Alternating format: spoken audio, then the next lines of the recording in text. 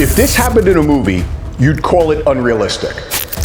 One group of engineers looked at an AI system and they said, oh my gosh, we need to contain this. But at almost the same time, a group at the Pentagon looked at the AI and they said, oh my gosh, we need more of this. It's the same technology. So why are they reaching different conclusions? Why the different narrative?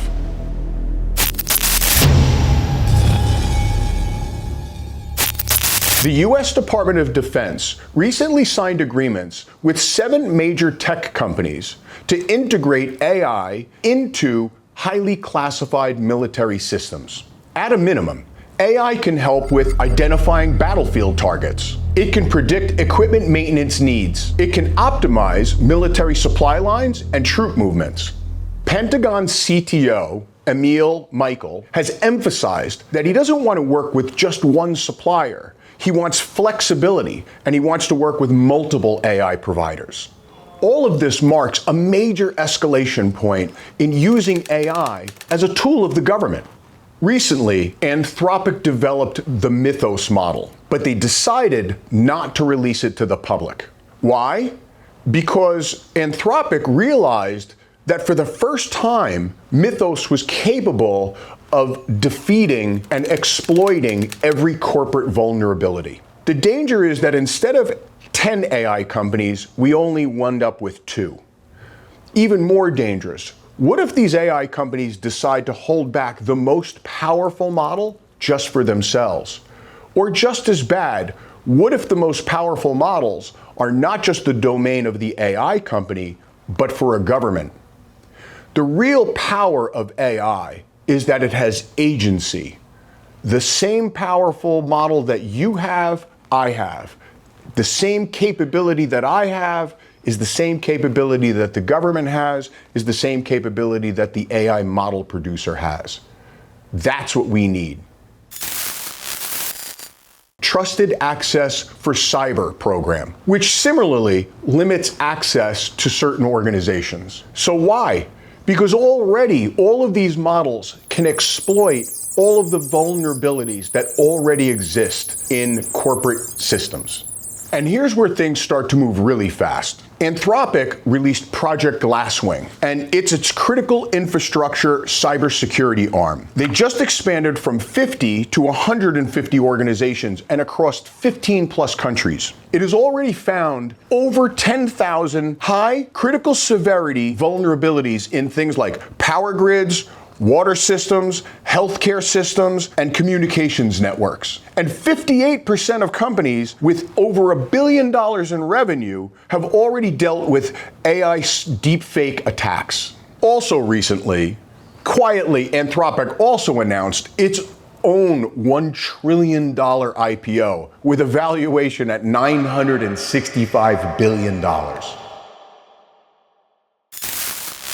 Rubrik CEO Bipul Sinha recently said that AI is compressing the time it takes to launch cyber attacks from literally months down to days, maybe even hours. Honestly, critical infrastructure, power, water, healthcare systems, financial systems, they were never set up to defend themselves against AI that can attack 24/7, 7 days a week. What's really interesting is that almost everyone looking at this information is drawing a different conclusion. And they think, oh, great, this is exactly what our country needs. This is what we should be doing to defend ourselves. But then you could see the opposite side. Some people look at this and they say, whoa, it's moving too quick. This could be dangerous for people. The real concern is not really who gets there first. It's, are we prepared for the consequences of all this?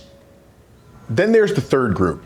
They look at both stories, but they come away with a different conclusion. Their question isn't whether AI should be used. Their question is, who gets to decide how it's used, where the guardrails are, and whether institutions can keep pace with the technology itself. On the regulatory side, after Trump abruptly scrapped plans to sign a broader AI order that was on May 21st, he cited concerns about over-regulating the industry and slowing America's lead over China. He signed a narrower version on June 2nd. It required companies to voluntarily submit new models for government review 30 days before public release. Some major tech executives, they're all for it, calling it an important step towards advancing innovation while protecting the security of the American public. And that's what makes this so complicated, because everyone is looking at the same facts. The Pentagon is acting as though AI is becoming essential. Some of the companies building these AI models are starting to limit access to its capabilities. Policymakers are debating how much regulation is too much. And depending on where you sit, each of these actions either looks responsible or reckless. Here's the real story. We've crossed a threshold. AI can now find and weaponize vulnerabilities before humans can even patch them. That's not a future threat, that's right now. Every company running critical infrastructure, utilities, hospitals, financial institutions, they have to assume they are already under attack. Project Glasswing has already found tens of thousands of vulnerabilities, and that was just across 150 organizations. The question isn't who's right. The imbalance should make everyone uncomfortable. Attackers only need to succeed one time. Defenders need to succeed every time. The companies that adopt AI-powered cybersecurity defense tools, they're the ones that are going to have an immense advantage. The companies that don't, they're the ones that are going to be the next story. Unfortunately, the systems that we depend on most, our infrastructure, power, water, healthcare, they are some of the least funded and the least technologically prepared companies. AI agents, they don't sleep, they don't get sick, they don't take time off, they don't get a paycheck. Only human agents do. Agents are quickly going to do all of the work in the enterprise. They're the ones doing the attacking. Humans are now becoming irrelevant because the speed has changed. So here's the long-term thinking. The Pentagon deals signal that AI capability is increasingly being treated as a form of national power alongside energy, cybersecurity capabilities, and advanced manufacturing. The decision to restrict Mythos, it bought time, but it was always temporary. Anthropic has since expanded access through Project Glasswing, and open models are already closing the gap on the same capabilities. The real question isn't whether AI gets weaponized. The real question is whether AI governs us or whether we govern it. The reason I called this show The Bridge Briefing is because no single perspective is enough. The biggest stories in AI aren't just technology stories. They're infrastructure stories. They're business stories. They're human interest stories. So before we wrap up, let's look at this through a few different hats. The AI hat, the technology is improving faster than more organizations can keep up. The infrastructure hat, most critical systems were built for human speed, not AI speed. The mystic hat, human capability, is ramping faster than human wisdom.